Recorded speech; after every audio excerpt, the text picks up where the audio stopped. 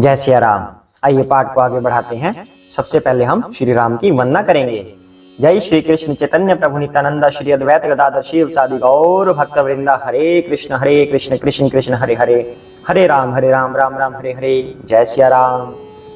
श्री रामचंद्र रघुपुंग राज राजेंद्र राम रघुनायक राघवेश राजाधिराज रघुनंदन रामचंद्र दासो मध्य भक्त शरणागतो अस्मि।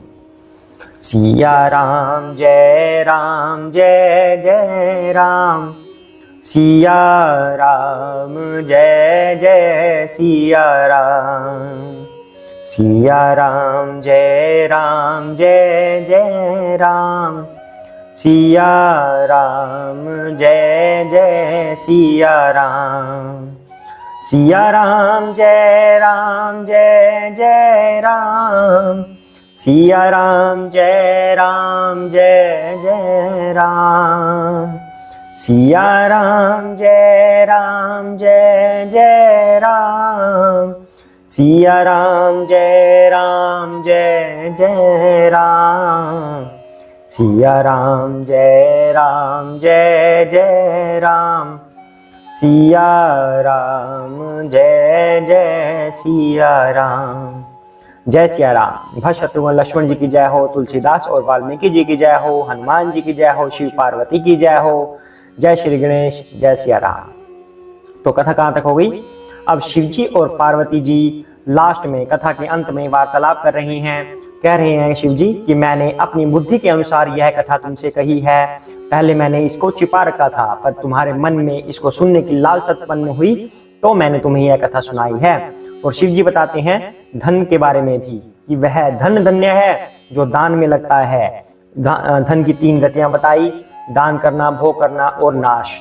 3 गतियों के बाद शिव जी कहते हैं कि वह कुल और वंश धन्य है जिसके अंदर श्री राम का भक्त पैदा होता है। तो उसके बाद कहते हैं कि जो धूर्त हो, मूर्ख हो, हठी हो और श्री राम के भक्त नहीं हो, उनके सामने यह कथा नहीं कहनी चाहिए। अब आगे करते हैं। जय सिया राम। द्विज द्रोही ही न सुनाय कबहूं, सुरपति सरिस होय नृप जबहूं, राम कथा के ते अधिकारी जिनके सत संगति अति प्यारी।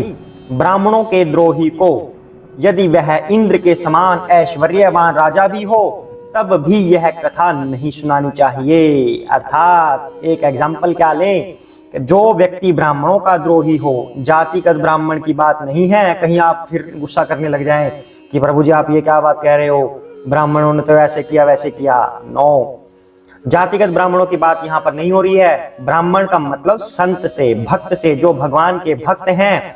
अगर कोई राजा, ऐश्वर्यवान राजा भी उसका द्रोही हो तो उस राजा को भी यह कथा नहीं सुनानी चाहिए। अर्थात हम अपने आस पड़ोस में किसी भी बड़े रसूखदार व्यक्ति की बात कर सकते हैं, किसी मंत्री की बात कर सकते हैं, एमएलए की बात कर सकते हैं। अगर वह भी किसी भक्त का द्रोही है तो वह भी इस कथा को सुनने का अधिकारी नहीं है। शिव जी स्वयं यह बात कह रहे हैं। श्री राम की कथा के अधिकारी वे ही हैं जिनको सत्संगति अत्यंत प्रिय है, अर्थात जो भक्तों की शरण में ही रहते हैं वही इसके अधिकारी हैं। गुरपद प्रीति नीति रत जयी, द्विज सेवक अधिकारी तेई, ता कह यह विशेष सुखदाई, जाहि प्राण प्रिय श्री रघुराई। जिनकी गुरु के चरणों में प्रीति है, जो नीति परायण हैं और ब्राह्मणों के सेवक हैं, वे ही इसके अधिकारी हैं। और उसको तो यह कथा बहुत ही सुख देने वाली है जिसको श्री रघुनाथ जी प्राणों के समान प्रिय है। जय सिया राम। जो अर्थात श्री राम का बिल्कुल अनन्य भक्त है, उनके चरणों की ही भक्ति चाहता है, उसको अपने जीवन में और कुछ नहीं चाहिए सिवाय श्री राम के चरणों की भक्ति के। कहते हैं यह कथा उसी को सुख देने वाली है और उसी को सुनानी भी चाहिए। राम चरण रति जो चाह अथवा पद निर्माण, भाव सहित सो यह कथा करौ श्रवण पुट पान। जो श्री राम जी के चरणों में प्रेम चाहता है या मोक्ष पद चाहता हो, वह इस कथा रूपी अमृत को प्रेम पूर्वक अपने कान रूपी दोने से पिए, अर्थात श्रवण करे अपने कानों से। जो श्री राम की भक्ति चाहता है, मोक्ष चाहता है, श्री राम के धाम जाना चाहता है, वही इस कथा को सुन सकता है।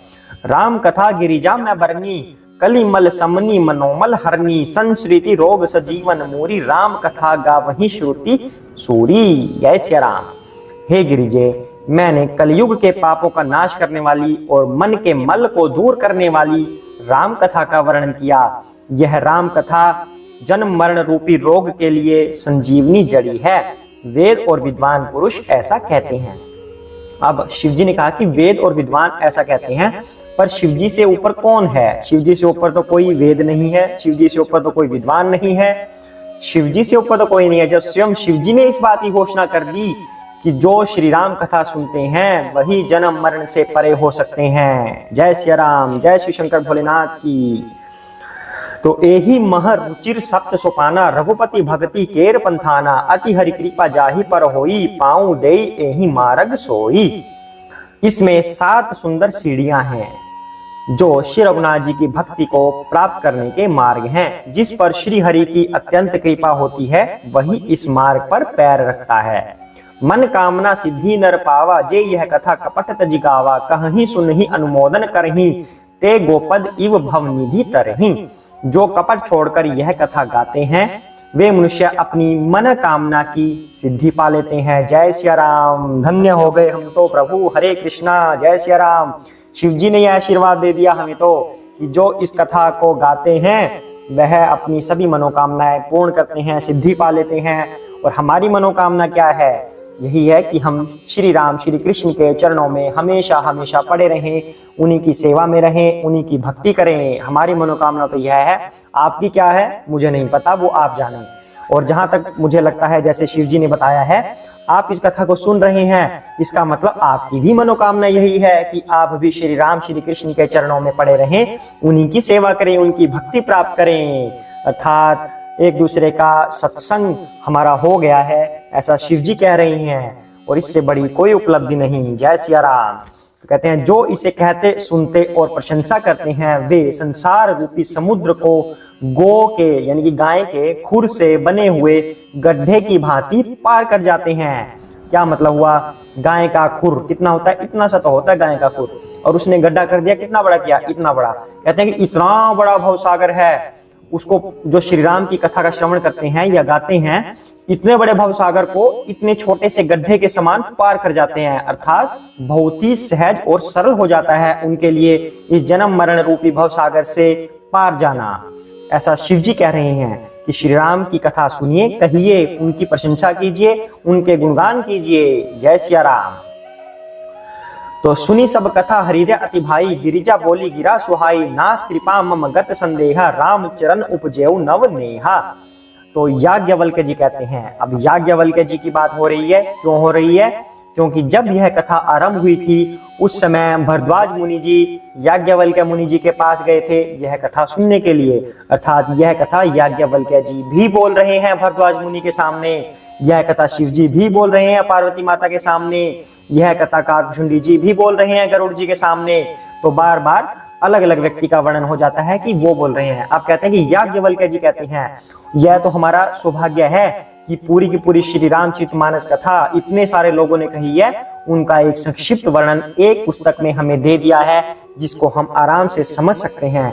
अदरवाइज वरना हमारे दिमाग की इतनी शक्ति नहीं होती कि हम इतने बड़े ग्रंथ को समझ पाएं। अभी भी हमें कुछ खास समझ नहीं आता, थोड़ा थोड़ा समझ आ रहा है हमें, और हम समझा भी थोड़ा ही पा रहे हैं। पर फिर भी ये हमारा सौभाग्य है कि इतने बड़े ऋषि मुनियों की वाणी हमें एक ग्रंथ में मिल रही है और हमें उसका कथा करने और श्रवण करने का मौका मिल रहा है। इसी बात पर हम श्री राम का गुणगान करते हैं। सभी बोलेंगे साथ में, हरे कृष्ण कृष्ण कृष्ण हरे हरे, हरे राम राम राम हरे हरे। जय सिया राम। तो कहते हैं याज्ञवल्क्य जी क्या कह रहे हैं? सब कथा सुनकर श्री पार्वती जी के हृदय को बहुत ही प्रिय लगी और वे सुंदर वाणी बोली। स्वामी की कृपा से मेरा संदेह जाता रहा और श्री राम जी के चरणों में नवीन प्रेम उत्पन्न हो गया। जय सिया राम। आज के लिए इतना ही करते हैं। जय सिया।